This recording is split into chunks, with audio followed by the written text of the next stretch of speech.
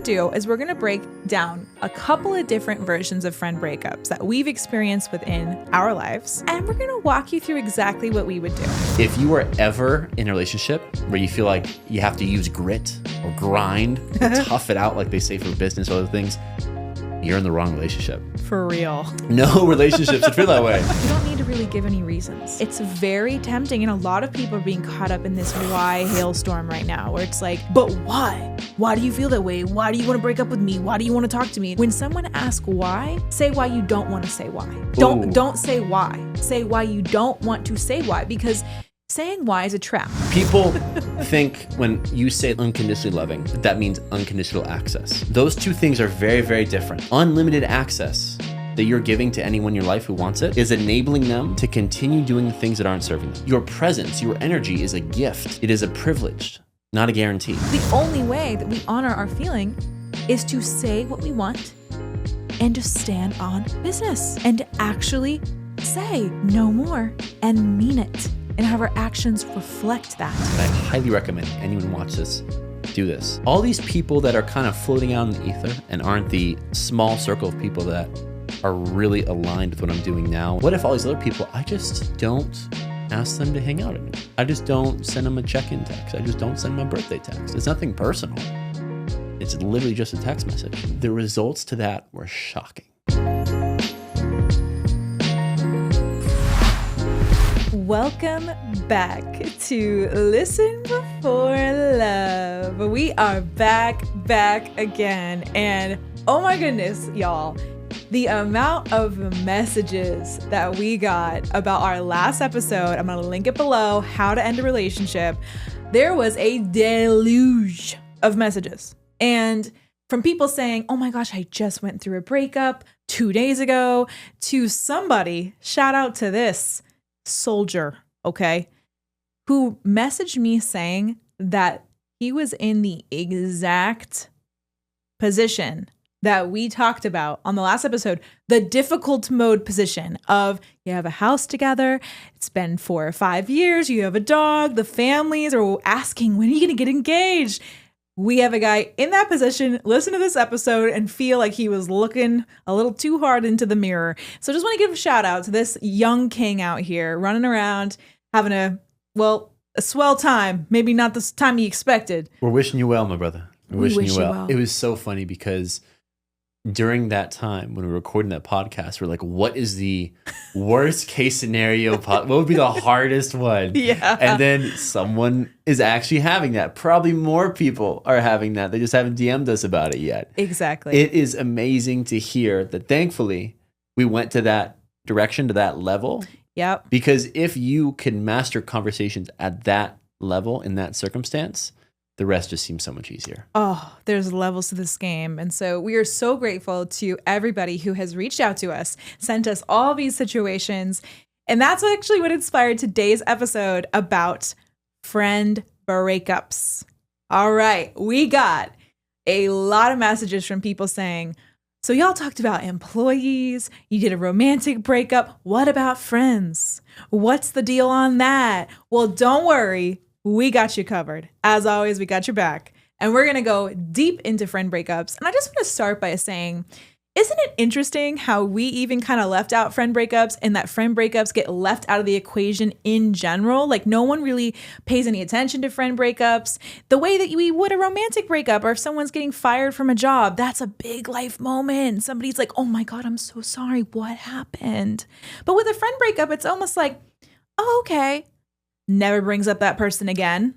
Moving on. In conversation, in circumstances, they never mention that person again. Yeah. But romantically with jobs, you're 100% right. It's like, oh, what happened? Such a big deal. But it's so unique because when you think about it, there's oftentimes only just one person romantically in your life. Mm-hmm. There's oftentimes only one job in your life.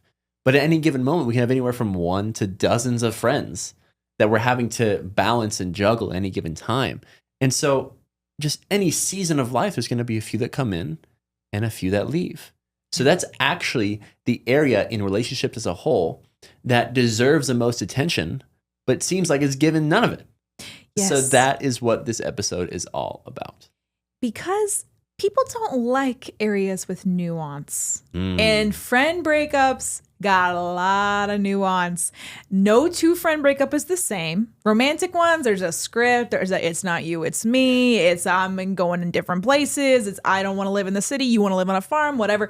There's a lot of reasons why a romantic breakup makes sense. But with friendship breakups, ooh, it's juicy. It's sticky. It's like awkward. You don't know how to say it. And everybody handles it differently. So what we're going to do is we're going to break down a couple of different versions of friend breakups that we've experienced within our lives.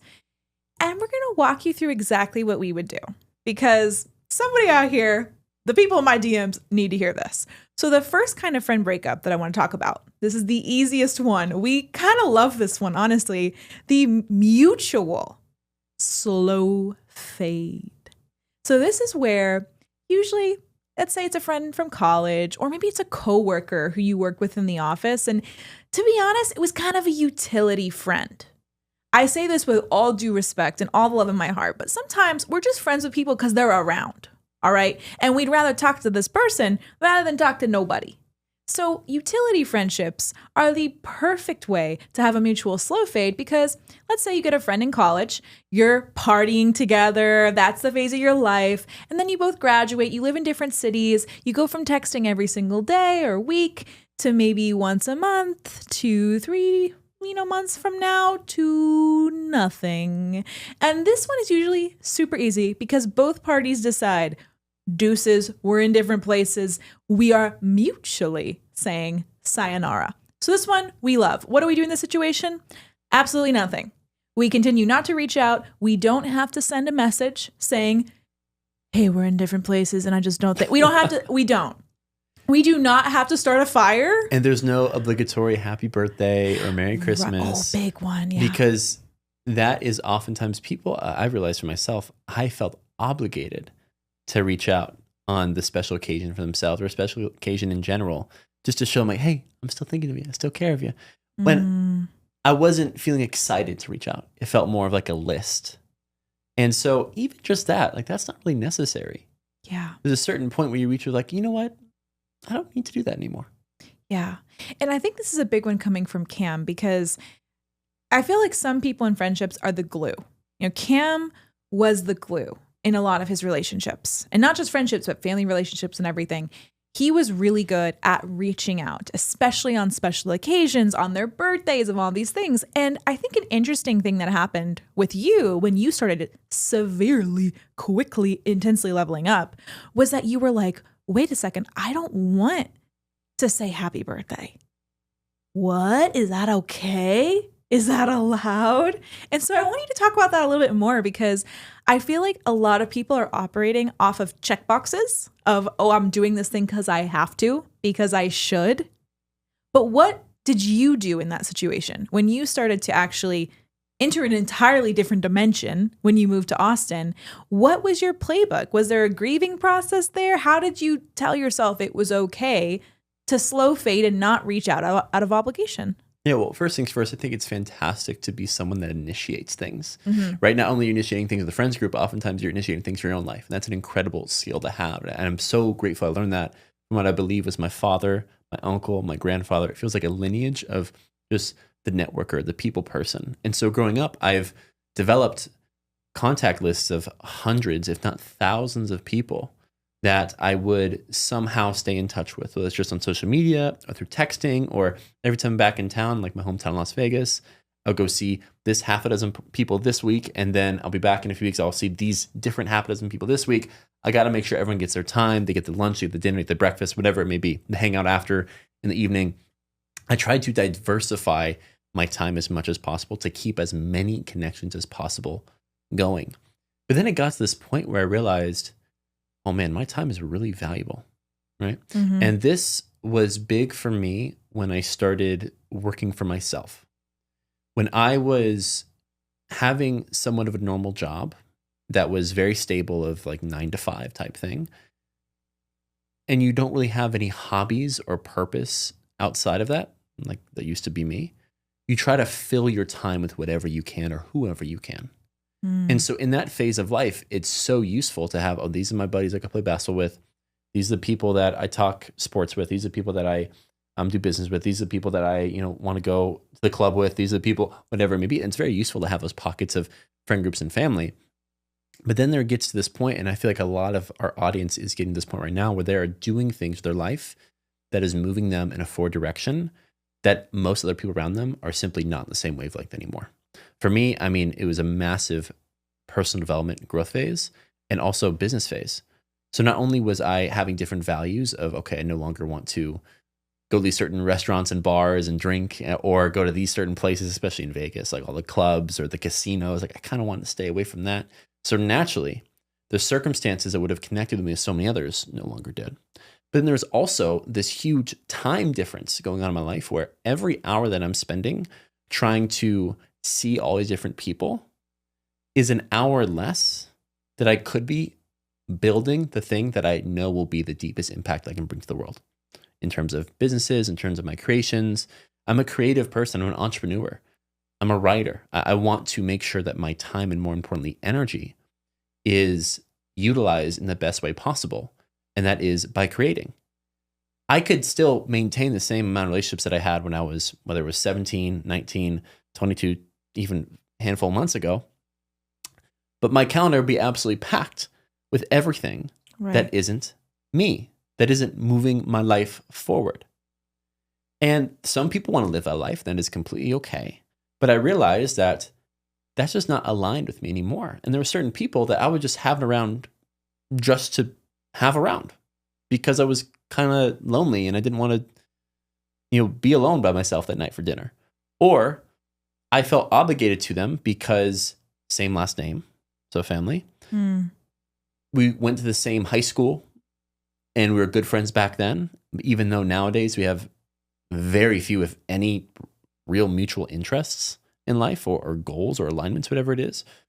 We are now interested in different things. We've evolved since we were 12.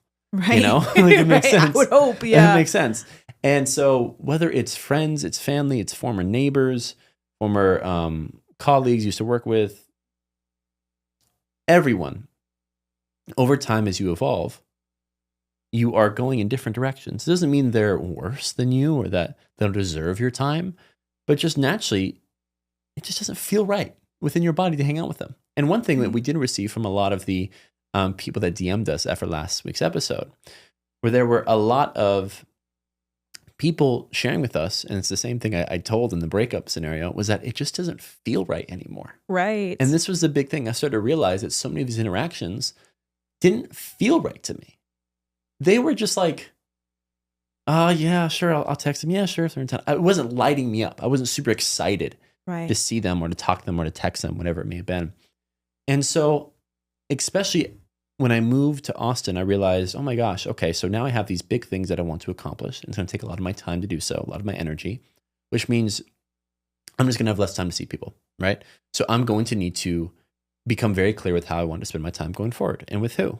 And so other than having the space to have dozens of people in my circle, I now have the space to have about half a dozen, right? At least at the same cadence I was seeing them beforehand. And then I ran this experiment with myself, which is a big one. And I highly recommend anyone watch this, do this. I realized, now that my life is really building, now that I have Elle, now that we're building something very special, and I have a handful of other people that are very close to me, that they're working with us, they're clients or just really close friends or mentors. There's this little circle of people that are really, really good. But then there's dozens, if not over 100 other relationships that are just kind of in the ether, pretty close, but not really there anymore. And I'm like, what happens if I release all obligation around needing to be a certain way for this person, needing to check in on them, needing to answer their calls every time they call, whether just to talk about their life or oftentimes how their life isn't going as well as they'd like it to be, oftentimes complaining, or even if they're very, and that was the case for many of them, but there's also quite a few that are just great people, but just no longer really feel aligned. I realized all these different interactions I would partake in. I'm like, wait, the far, far majority of these, I'm leading. I'm the first to engage. I'm proactively starting these conversations, starting these events, these experiences, whatever it is. I'm like, what if I just ran an experiment for the next, I think I did it for about 6 months, where I was like, all these people that are kind of floating out in the ether and aren't the small circle of people that are really aligned with what I'm doing now, and together we're all evolving in a very similar but different but similar direction. What if all these other people, I just don't ask them to hang out anymore? Right. I just don't send them a check-in text. I just don't send them a birthday text. It's nothing personal. It's literally just a text message. What would happen if I just let it go? The results to that were shocking. Of all those people, let's call them a few dozen hanging around in the ether, I did not hear, I still have not heard from 95% of those people. Wow. 95%. The other 5%, a few of them noticed I wasn't doing it. I'm like, hey man, we'd love to stay in touch. This is this and that. Or they got actually angry that I was not calling them. And this is another section of that. There's a certain group of people that will not text me first, especially family members, but they will tell other family members to let me know that they miss me or that they're concerned about me because they haven't heard from me in a while. Right. So there's a lot of indirectness going on. Mm-hmm. So in that 95% that I just talked about, a lot of them I think just faded away like we just talked about. Naturally, no problem. There's no bad blood. Just because they're no longer speaking with someone doesn't mean there's bad blood. But there's also a group of people where you feel this energy around. It's just not good. And there's that 2% that kind of like, hey, what's going on, man? And either they oftentimes think you're going through something, and depending on where they are in life, they may think, oh, they're not wanting to talk to me anymore because I'm not good enough for them. Either they take it on as their own thing, or they direct it completely at you.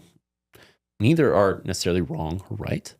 It's just a way of them coping with the reality that they don't yet fully understand. But for those group of people, that's when these conversations need to be had. Right. And so back to, before we get into that, because which is going to be very, very important, it's important to note that simply when I just let go and dropped all expectation and obligation around texting back, around seeing them when I'm in town, all these different things, the far majority of them just fell off. Right. And I'm like, oh my gosh, I've been initiated this whole time, which isn't a bad thing, but it's like unique. That's funny. Because if someone really, really wanted to be in your life, wouldn't they just text you? Wouldn't they just do the bare minimum to do so? Mm-hmm. And oftentimes, I realize they wouldn't do that because I was filling a hole for them. I was always a friend that was in a good mood, that was doing things, that was going places.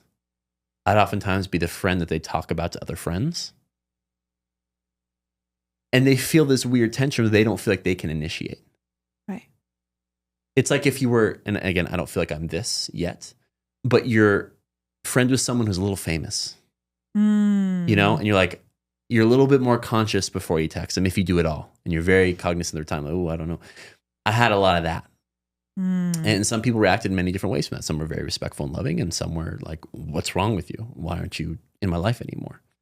And so simply just choosing to let go and just release all obligation has been the biggest difference maker when it comes to me freeing up my own time, space, and energy to allow us to build these incredible things we're building. And also make sure the relationships I do pour into are ones that are super aligned, that are reciprocal when it comes to energy, and that I feel good every single time I'm on the phone with them or seeing them in person. And so all that being said, I know you've gone through something incredibly similar over the past, I guess, handful of years, to say the least. I would love for you to share what comes up for you after I say all this. Yeah. Oh my gosh. So what I'm taking from this, and this is the advice on the mutual slow fade, is just let it happen. Like truly, the advice is we don't have to overcomplicate this. We don't have to reach out and like say the quiet part out loud. Just let it drop. Like Cam said, he just decided what would happen if I ran a little life experiment where I stopped being the initiator and reaching out to people who I wasn't just genuinely excited to reach out to. This includes the happy birthdays. This includes the holidays. If we just allow ourselves to say, I'm pulling back my energy, I'm reinvesting it back into myself, and then I know and have full faith that when I make that move, the circle around me will respond. The people who want to be in my life and I feel an equal energy exchange with, there's more space for those people now. And there is less space for people where it's unequal. It doesn't feel exciting. It feels a little bit tense or awkward. Just let go. Just let go. It feels so good. It's okay. It's okay. You know, and It's I okay. know that there's a lot of obligation energy floating around these things. There's so much of especially with family, you know, and friends that you've had for a long time. There's so much, oh, well, you know, you're a bad person if you don't, you know, put your arm out to help every single person that you've ever been related to. And even though you don't even know them that well, they only reach out when they need something. And it's like, no, because, and I understand, you know, there's a lot of cultural pressure about doing things we don't want to do and how that's actually what resilience is. And that's grit. And it's like, listen, when it comes to relationships, if we're continuously putting ourselves in places with people we do not like, we do not feel excited by, we do not feel like there's an equal energy exchange, and they actively send us weird energy when we're trying to climb the ladder of life, what are we doing? What, we have all this room for every Tom, Dick, and Harry who just wants to be on the ladder? No, it's like, no. Part of growth, and this is just what I've learned the last couple of years, is just letting go. It is releasing the grip that we have on, well, if I don't say happy birthday to them, they're not going to say happy birthday to me. And then I'm alone. And then no one, it's like, who cares? Like, truly, can we step back and just say, who cares? Who cares? Let go. Seriously. And this is the thing we have to trust. This is where trust and surrender comes into this. If we allow ourselves to let go, we allow ourselves to let in. And nothing better for us will come in if we don't make space. If we don't make conscious room for what we want, we will continue to hold on to things we don't want, things that don't feel good. So once again, let go. It's okay. You got this. We're here for you. It's really that simple. It's really that simple. And again, it's not a goodbye forever. Right. It's a see you later. It's like these terms and conditions we agreed upon when we were in college about how we're going to act and behave and interact. Hey, we're grown adults now. Yeah. We're on different pages. We're not going to stay with those same terms and conditions. Yeah. I am now living my life in a ascended position. Mm-hmm. And again, that doesn't mean they're down here and you're above here. That doesn't exist. We're all equal, I believe, in life. But it's just different. We're on different levels. You're not going to stoop down to their level, right, of their feelings of obligation energy that you feel around them, their habits, their actions, their way of conversating, whether it's through complaining or fear-based or just whatever it may, victimization. We don't have to ever go down to that level ever again for anyone in our life. Right. Truly. Truly. And again, it's not a goodbye. It's a see you later because, hey, if you want to come up here, at this vibration, at this energy level, right, please do. I would love that. I would love nothing more. Right. But to stoop down to their level is something that has been a curse put on society for a very long time to stop people from actually improving their lives. Right. And I'm going to go off on this for a second because I understand people are looking at me right now, looking at Elle. It's like, okay, look at these two very privileged white people in Austin, Texas, who talk about these things for a living, who aren't in certain cultures where family, community, all those other things are much more of a routine, a tradition, right? Mm-hmm. But you and I both moved from our hometowns with no family, with no friends. We just went and we just figured it out, right? Right. That's a very Americanized ideal. I completely understand that. That being said, I think it's very, very important for those listening to this to understand that you have no obligation to anyone in your life. Now, as I say that, I'm throwing a few exceptions. Of course, if you have children and they are kids under 18, you brought them into this world, you have the obligation, you have the responsibility, and also the privilege of raising them. Same goes for pets. Same goes for any agreements you have made in the form of a mortgage if you don't want to sell the house, in the form of a business if you don't want to sell a business, if you don't want to do other things, don't want to leave. There are things you must do as an adult. Don't get me wrong. I'm not talking about that. And sadly, that only makes up less than 5% of the real responsibility and obligation we feel heavy on our heart every single day. Only 5% of it is the real stuff. The other 95% is what society has told us we must do towards people that quite honestly don't deserve it, that we don't enjoy being around. You used the word grit earlier. If you are ever in a relationship where you feel like you have to use grit or grind or tough it out, like they say for business or other things, you're in the wrong relationship. For real. No relationships should feel that way. Relationships should be fun. For real. They should be enjoyable. Yeah. Now, it takes two level-headed, healthy humans to make that happen. Right. Don't get me wrong. But if you are a level-headed, happy human, healthy human, and you're around people that aren't, you have no obligation to be in their life. Period. And this goes towards your parents, towards your family, towards people you've known ever since you're 2 years old. Other than the exceptions that I just said, we don't have obligation towards anyone. And that, I promise you, when you fully embody, will set you free. We have no idea the obligation, energy that we feel from everyone around us is actually hindering us from becoming what we know we're capable of becoming. Yeah. And the obligation energy we feel towards certain people is actually blocking the right people from coming in. It really is. When you close one door, metaphorically, 2 doors open. That's how life goes. Yeah. When you're done settling with poor or mediocrity, that is the moment you're ready for abundance. That's really what it comes down to. It's the same for what you do for a living, your purpose. It's the same for your health. It's the same for relationships. It's all connected. You deserve the best. You deserve more. But the first thing that comes with actually deserving more is doing the things, doing the actions that are aligned with the highest version of yourself, that are aligned with the freest, most abundant, most loving version of yourself. Oh man, can I go off one more thing here? Let's do it. Please, I'm really rumbling. I just said loving, and let me get this on the... People think when you say loving, especially unconditionally loving, that means unconditional access. Those two things are very, very different. If you are a single mother and you have a 19 to 20-year-old son that isn't doing anything with his life, still lives in your home, does not work, at least the level which he could, to support himself or to help support you because he's living in your house to help pay rent or groceries, whatever it is. He's not respecting you. He's not treating you fairly. And he is an able-bodied adult. The most unconditionally loving thing you can do is kick him out of the house, is provide distance from you to him.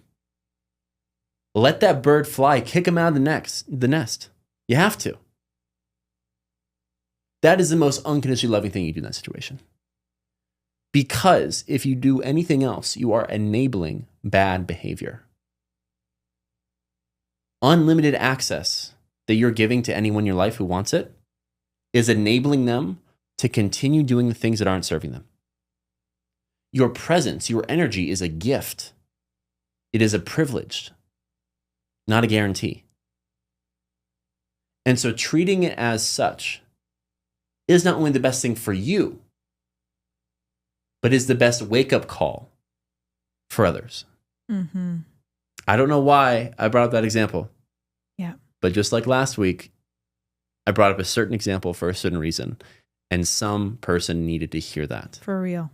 So thank you for letting me have the mic on that one, baby. Baby, that was straight flames. And so thank you for sharing. Oh my gosh. And I'm so glad that we got to talk about the importance of letting go and the importance of what true unconditional love is in this situation. I think we get unconditional love all wrong. And we think that it means that you got to have unconditional access and give unconditionally of yourself. And that is not what it means at all. Sometimes the most unconditionally loving thing you can do is to say, no mas. What's that one phrase? If you love something, set it free. For real. If it comes back, it was meant to be. Exactly. And so I love that one. That is the first kind of friend breakup, is a mutual slow fade. And we covered a lot of ground there, but I want to get into the second kind of friend breakup, which is the one-parted slow fade. Okay. So this is where one party wants to slow fade and the other one's like, no, hey, what's going on? You want to hang out? Okay. We've all been there. We have all been in a situation where we are very good friends with somebody or talking to them regularly. And then all of a sudden we just wake up one day and we're like, I see their name on my phone. It doesn't feel good. Man, I don't like talking to this person anymore. And then you just start to answer a little less. You start to get really late in your responses and you just start to drift, but the person doesn't get the hint. Or maybe they do and they clamp on even tighter, which is what happens a lot of the times. So let's get into this one because this one is a little bit more difficult. And what I will say though, we have an amazing opportunity if we are in this position for a friend breakup to do something that very few people do, which is to be completely honest. And as we talked about many times before, the way we end things and having a loving, compassionate, honest ending, we will sleep so well at night. Our head will hit the pillow and we will hit snoozy, snooze, snooze. No melatonin needed, okay? If we pay close attention, care, and effort into how things end. Because here's the truth. There have been many studies on how people recall relationships, and people remember the peaks. The peak of when things were really good and when things were really bad. And if we ghost and we don't say anything, if we have some kind of weird blow up because we don't speak the truth and this person just starts bothering us so much that we end up picking a fight, then we risk contaminating the entire friendship for no reason. Why would we want to leave on a low? Why would we want to leave on a blowout or leave on a ghost? We have the opportunity here to leave on as much of a high as we can, with as much love and compassion as we can. And that's why I want to dive into this one deep, because we are in a great position. If you are that person right now who wants to fade away, but the other person's hanging on, we're going to dive into what we should do. What's the conversation look like? What do we say? And we're also, just for fun, going to talk about it on the other side. Because we've been on the giving and receiving ends of being broken up with as friends. And there's a little bit of a nuance to both sides, okay? So let's dive into, you're the one who's slow fading, the other party is not getting the hint. What do you do, baby? Oh, man. Okay, first off, it's very different whether it's a woman or a man. Ooh, why? Oh, I'll tell you why. Men have a very, very difficult time having conversations out of the blue. We talked about this, yep. Women are much more in tune with the energy of a relationship. And again, this isn't for all women or all men, or men deeply in their feminine or masculine, or women deeply in their feminine. This is just a broad generalization. Look at your situation and feel into what is right for this. This is what I've noticed when it comes to female relationships in my life and men relationships in my life. And I think you have a very similar analysis of this. I'm actually the one who told you about this. So let's get it right. All things. I told him this philosophy while we were in the car, and he was like, that's so true. And it's lived rent-free in his head ever since. But go ahead. My entire book of my life is going to be a footnote. Actually, that says all this came from Elle. Oh my God. What a dream. Yeah, she's so wise. But basically, do you mind if I say it? Baby, is that all right? You go for it. I can't wait. It's very difficult to tell men a proactive truth, especially when it's not called for. So what I mean by this is, if I'm reflecting on my life and I'm like, you know what? I really enjoyed this relationship with this guy in college and really good friends back then. But either I don't like when he did this, I don't like when he did that, or if just like there's no reason, and it's just like it doesn't really feel right for me to keep connecting on the same level that I have in the past. Right. You don't need to call him or send him a text to tell him that, because this guy is working he's just trying to do his routine, go to the gym early in the morning, get his protein in, do the work he has to do on the computer, go home, do some other things, take care of other things. He doesn't need a text out of the blue from what used to be a good friend, like, hey, brother, I really thought about it and I don't want you in my life anymore. Right. He does not need that in his life. Right. He's gonna be like, what the fuck? Like, another thing? I just got chewed out by my boss today. Now I see, like, what? Right. They don't need that. Right. And it's going to provoke the man, which turns it into a conversation and or confrontation. And now you have to give all these logical reasons. And he was, bottom line, was not in the headspace to receive this unprompted, out of the blue text message saying, hey, yo, man, I'm out. Okay. 100%. So when it comes to delivering news like that to a friend, it must be reactive. This is what I mean by that.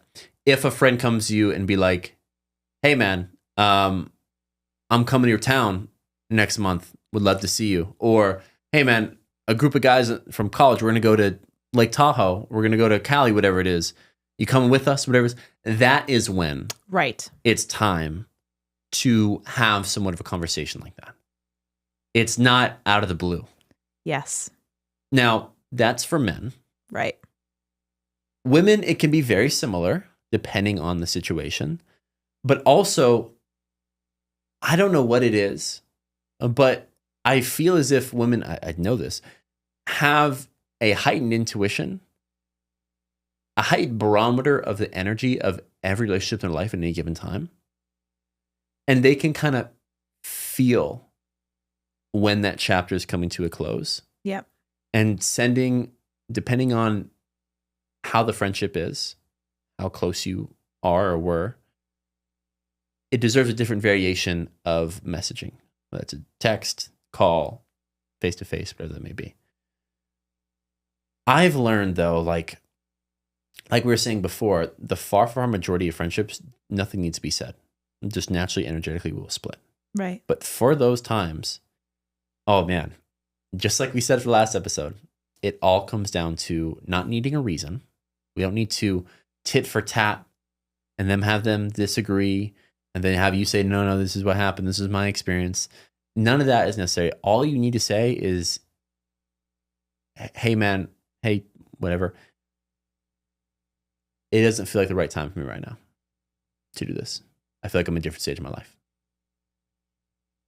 It can be that simple. And some of them be like, all right, man. Yeah, no worries. And some be like, well, what do you mean? What do you mean by that? It depends on the situation, and they'll have differing reactions to it. But long story short, if you know in your heart it doesn't feel right to be around them anymore, especially if you have anything, and this came from someone who DM'd us earlier, they had this complete mind and body knowing of, ooh, I got to run from this situation. Yes. This guy's going down the wrong path. This is whatever it may be. Honor that feeling in all moments. Right.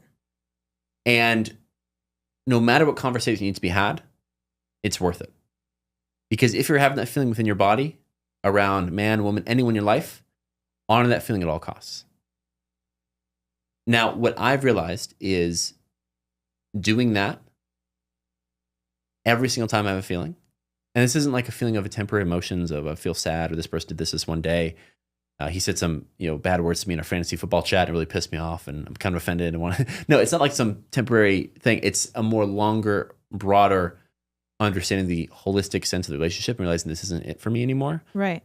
Any level of communication is necessary to make it very clear this is ending a chapter is very important for your own growth. Yeah. And I've learned for myself and for my clients, the moment they close that chapter, just like I said earlier, the moment they close that door, 2 doors open. Right. They feel it in the energy. Just they wake up the next day, they just feel lighter and better. Yeah. It's a contract, a soul contract, energetic contract that we've been having that we cut off. Right. For a reason. It was dragging us more than likely. So I don't think they answered the question fully, but it did, I think, provide a lot more context over how it may be different based upon the person and how well you know them. Yeah. And what's really important to remember here is that it's a test. So whenever I feel like something is difficult for me, like I'll give a couple examples. On the walk, if there's somebody who's just clearly not fitting the values, not fitting the energy, but they keep showing up, that's a test. That's a test for me. As it says, for me to be direct, for me to have a conversation. If I am trying to slow fade from someone and they're not getting the hint, that's a test. That is another opportunity for me to own my feeling, to be direct, to say the hard thing, to actually have this conversation that I would run from years ago. And so I think it's really important to just embrace the fact that anytime we are being met with like a very awkward circumstance, this is an opportunity for us to choose differently. And that us doing the hard thing will catapult us up into the next level. So it's kind of exciting. It's like when we have these situations in our lives now, it's fun. And like, I just want to give you that energy because I know that it feels heavy and it's like, oh my gosh, but my heart's beating and I'm gonna have to text them or send them a voice note. It's like, yeah, I know. I have the same emotions. But if we just reframe how we're even seeing these situations as cosmic tests to level up, that's pretty freaking awesome. So just want to add that to the conversation because every single time it has been difficult. Like Cam said, we close a door on one person and then everything gets better. We wake up the next day, the grass is greener, literally. The colors are brighter. Everyone on the walk is awesome. The vibes are great. I mean, we get rewarded for this behavior. We get rewarded for doing hard things. So I want to dive into the third type of friend breakup, which is the formal breakup.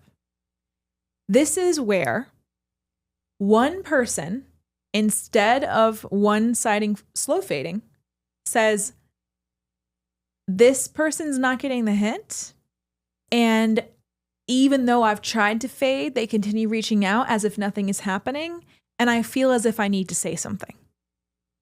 And I want to go into this one because I think this is in line with the message we got earlier.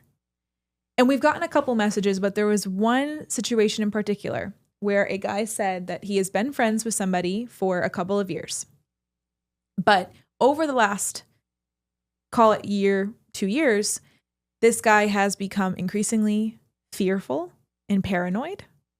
And he has really started to blame his external circumstances for everything going wrong in his life. So this is the kind of person who says, oh man, I'm just not in the right city.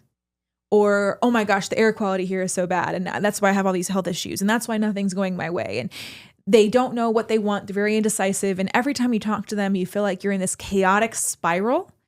And if you find yourself in this position with somebody who is consistently detracting from your energy, they are draining your mood. They are making you feel like just that gobbledygook ick on the inside where you leave the conversation with them and you're like, oh my God, I need a nap. I'm drained. I want to go to bed. You feel anything but energized. In this situation, we need to do a formal friend breakup. And you will know as you're listening to this what category you're falling into. We want to encourage everybody to do what's in your highest growth and also unlock the next level for you by speaking the truth of how you feel. So in this specific situation with this friend, what would you say? Oh man. You're in this exact situation. Yeah. Okay, so this is a situation that many, many people are in right now. Yes. They have something in life that's going off a little at deep end right now. The way things are politically, the way things are just in the world, people are grabbing on to narratives, to stories, to political affiliations, to everything, and this is going to be big for me to say, but people need to hear it. They're grabbing on to external excuses because of the amount of internal insecurities that they feel in that moment. They feel fear within, so their worldview shows them nothing but fear. And when a person is in that state, they are a literal parasite to your life. That's a hard pill to swallow because that's what I would say close to the majority of people are in right now. Yeah. But that is so deeply true. This is the thing. The people that are going through that experience right now, where there's a lot of external chaos that they always see, which is leading to internal chaos, They believe it's external leading to internal, but it's actually all internal leading to external, if you understand that correctly. Because that is happening, they do not have the eyes and ears to listen to feedback from others properly, the same way that we would, through an objective lens. Someone would tell us something, we're like, is that true? Does that feel right to me? Can I improve there? Yeah, it is. Okay, I can do it. They are not of the mindset to have that level of self-reflection because their entire mind, body, beingness is in a state of survival, in a state of fight or flight, that allows them to continue having this dystopian version of how they see the world. So these people, like I said, are not ready to hear the truth. Right. So in this example, what I would say to this friend, I would say, let's give him a name. Let's think of a name. Steve. Didn't we just name a squirrel in our backyard, Steve? Yeah, this we morning? did. Yeah, we did. Perfect. Yeah. I gotta tell a squirrel something. Squirrel is Hate Steve. to break up with you, Steve, but you can't be in my backyard anymore. Anyways, I would say, Steve, I completely understand what you're going through. I mean, you shared it quite a bit, and I want you to know that I'm wishing the absolute best as you go through this. But I've also realized that it feels as if we're living in two different worlds right now. And I need to do what's best for me and detach from what's going on. And so the same relationship we've had in the past when it comes to seeing each other this amount or this, and this, or whatever it may be, is just no longer going to be happening. I wish you the absolute best. I understand you're going through a lot. But we're now just living completely different realities. And that's okay. And so something like that is needed. What I said there was we're living two complete different realities. So I kind of said a reason, but it's not degrading their point of view. Mm-hmm. It's not being like, well, you voted this way, so I can't be friends with you anymore. Right. Because if you were having the mindset, you're actually the one in the fear and all that. But that's a different story. They cannot be told, like, listen, man, you're falling off the wagon. Right. Because they can't accept that, and it's going to cause problems. They cannot accept that. And immediately you turn into the villain because the people in that environment are also being indoctrinated to point out everyone that has a differing perspective of them and see them as evil, see them as the wrongdoer, the perpetrator. And so us being like, hey, brother, what's going on? Or why do you believe this? This is just faction. This isn't a time for this intervention. Right. You're trying to move yourself out of their life. It is no longer your responsibility or obligation to stage an intervention for them. Because they don't have the ears to hear it. They simply do not. Yeah. They do not. Yeah. Because it would go in one ear, out the other. The only thing that will stay is the fact that they felt that emotion from you and now you become the villain. Ask anyone who's ever tried to intervene when someone's going through the mental chaos that so many are at this moment. Right. So your intention is to respectfully and lovingly GTFO. Get out of there. Because there's nothing you can say to them to change them. Right. And to change this experience you guys are having together.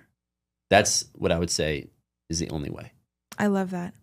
I think it's very important in this situation, like Cam was saying, and we talked about this in the last episode, we don't need to really give any reasons.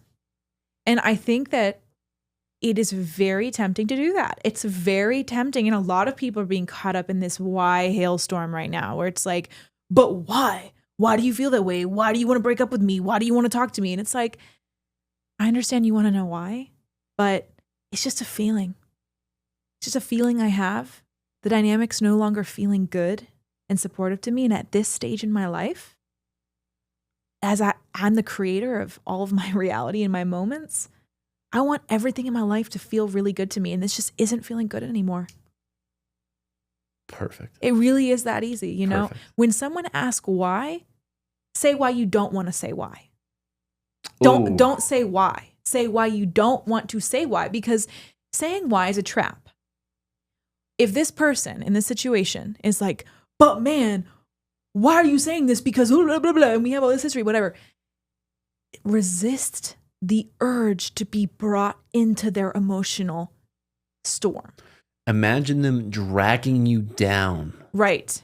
That's what they're doing. They want to provoke you. They want to get your emotions back in it. This is how people get manipulated, by the way, because if you've ever been in a manipulative relationship, the second you, as the person being manipulated, start to pull away, what does the manipulator do? Bring those emotions right on up. And that's where the roller coaster comes in. They go, but how are you leaving me? No. Don't get stuck in there.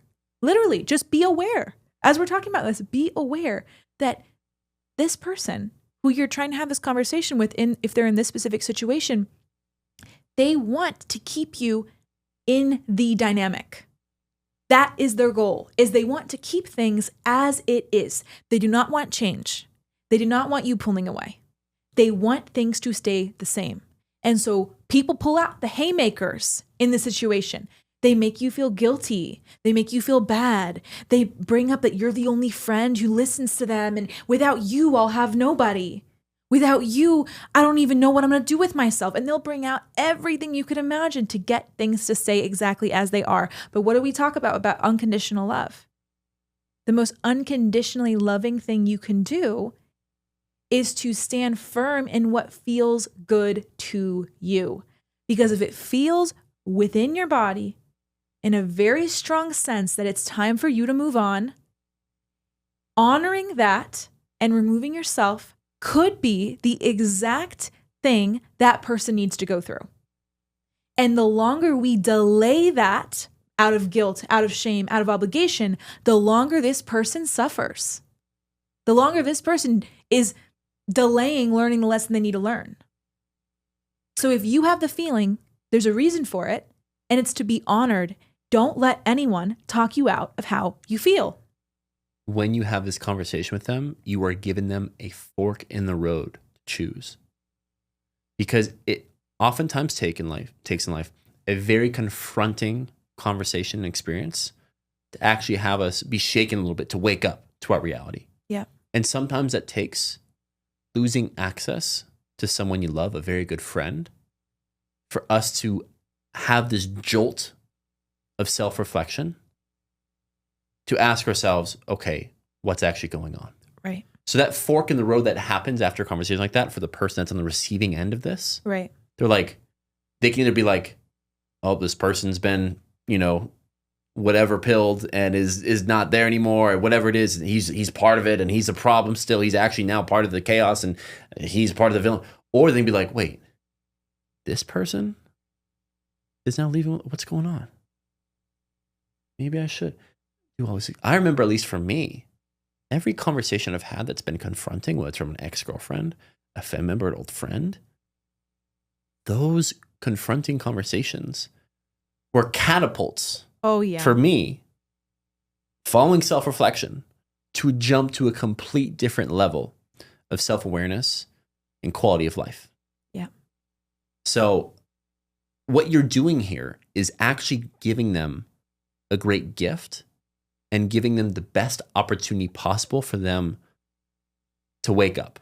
Exactly. And to evolve. And so unconditionally loving is giving people gifts of self-reflection. Yeah. And staying because you feel obligated is only enabling their behavior. If people act a certain way, different from the past, they become more hateful, more angry, disrespectful, rude, but the outputs stay the same. Inputs change, but the outputs stay the same. There's no consequences for their actions. But if they changed, or if you change and the behavior they used to have is no longer compatible with you, that is what will cause them to reflect on the inputs that they're giving when it comes to the conversations, interactions, or experiences they're having with the world. Yeah. So what we're doing is actually the greatest gift we can ever possibly give them. Yeah, it always shocks me because I think as people listening to this podcast, I would venture to say you're probably a pretty self-aware person. We have to remember, and Cam reminds me of this all the time, most people are woefully unself-aware. And so the way they reflect is by facing a consequence, like Cam just said. So if somebody is treating people worse, they are being rude, paranoid, fearful, their vibe is whack, and nothing happens, nobody in their life has the courage to say, hey man, I can't do it anymore. Peace, love you. This just ain't it. If no one has the courage to say that, what happens? That person just continues to be an absolute hurricane in all of their relationships and thinks everything is fine and everybody's there to support them. And I must not be doing anything wrong. I'm great. It takes having this conversation to give them the gift of self-reflection. And I have full faith that you got this. Not a bone in my body has any doubt that you cannot have this conversation, that you're going to knock it out of the park. And no matter how they respond, this is the big thing. We can just control how we feel. We can honor our feeling. We can put words to whatever is going on inside that's telling us this is no longer feeling good to me. We cannot control their reaction. So if they want to have a very emotional response, they want to kick and scream and cry and bring up a why, or but what about this and what about everything we've been through, just let them. That's okay. That's their process. But your boundary in this conversation is to say what you need to say, and if they continue reaching out to you about it, there's an opportunity for a text to be sent saying, hey, I really appreciate you reaching out. As I said before, this is no longer feeling good to me. This will be my last message to you. I'm wishing you all the best. And thank you for everything we experienced together. I have nothing but love and gratitude in my heart for you. And I have full faith that this next chapter of your life is going to be amazing. That's all it really takes. Is if you will allow yourself to be brought into the swirl, they will keep bringing you into the swirl. If you put a foot down and actually stand on business and say, enough is enough, this is my last message, access denied, then things actually start to change. And you are giving yourself a gift too, because you don't want to be there. You do not want to be talking to this person, having this conversation anymore. So the only way that we honor our feeling is to say what we want and just stand on business and to actually say no more and mean it and have our actions reflect that. So that's what we would recommend in this situation, which is the formal friendship breakup. I want to end today by talking about the ghost. On this podcast, we do not want anybody to ghost, because ghosting, have we done it? Yes. But at this stage, I have not ghosted anybody, like probably in the last 6 months. I don't think I have ghosted anybody who has tried to reach out to me because we were friends at one point, and then I just let them continue messaging into a void without saying what was going on. This is a big deal for me because have I ghosted people in the past? Abso-freaking-lutely. I used to be queen of ghosting. I'm not proud of this. It's just the truth. Back years ago, I would ghost people after dates. I would ghost people who were on my same campus as me, people who were trying to be my friend, people who would come to my events. I would ghost everybody. But I recognize now that when we ghost, we are leaving an unresolved loop open in our own mind. We do not want to poison ourselves with that. There is no need. So I know it might be difficult and it's so awkward. And in these situations, my rule is that I will try to drift and allow the energy to be naturally felt. But when the person reaches out wanting something is when I will tell the truth of what is going on. That is my new personal rule for myself, is that unless it's under a circumstance like I want to remove somebody from my communities, I will not do a proactive outreach of hey, this ain't it anymore, chief, bye. I do it more so if I try to fade and the hint is not being taken and something more direct needs to be said. That's my personal strategy. But I just want everyone to be super confident in speaking their feelings, speaking the truth, and not ghosting. Because ghosting is painful. For both parties. Yeah. For both parties. And then it lives rent free in people's heads. And then you're showering or driving in the car one day and they just pop into your head. And then you feel bad because you feel bad about your own behavior and you feel bad about you ghosting this person. And it's like, who wants that?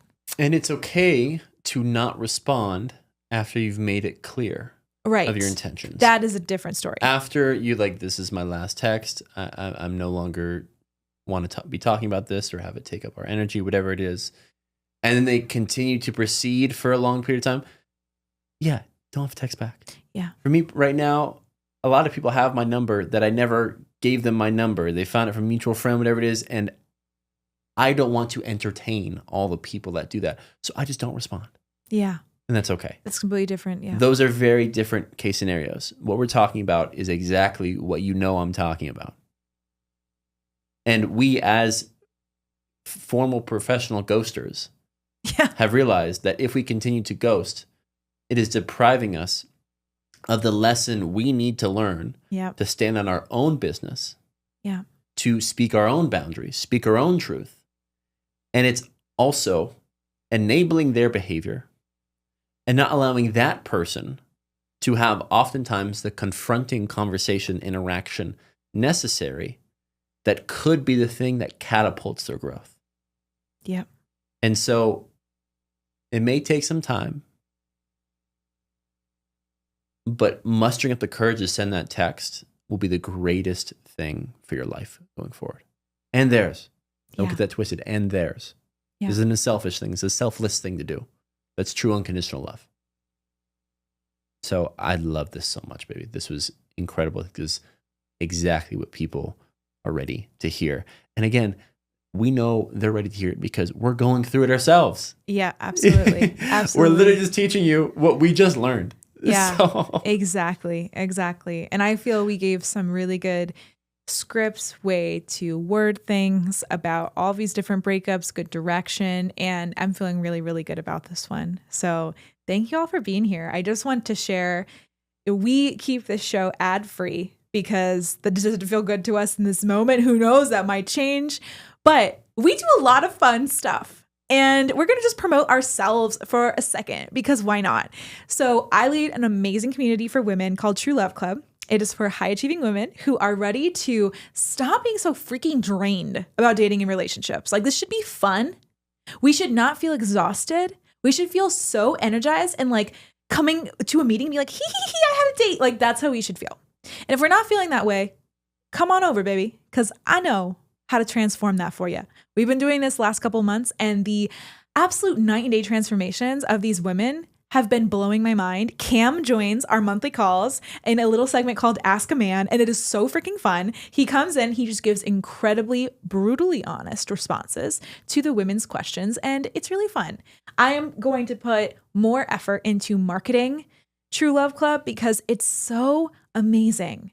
The women in there are great, so expansive and like positive thinking and so curious. And they really take what we talk about to heart. And I'm so grateful for them. They're also getting results. Okay. Like quitting situationships, going out here and setting boundaries for the first time, regulating their nervous systems, going on blind dates for fun. We're having a great time over here. So if that sounds fun to you, or if you know anybody who could use this, who could use a nice dating reset and is ready to live in a positive dating reality, send them this. Second thing I want to say is this show is like community driven. We make episodes off of what people send us. However, we don't really ask much back.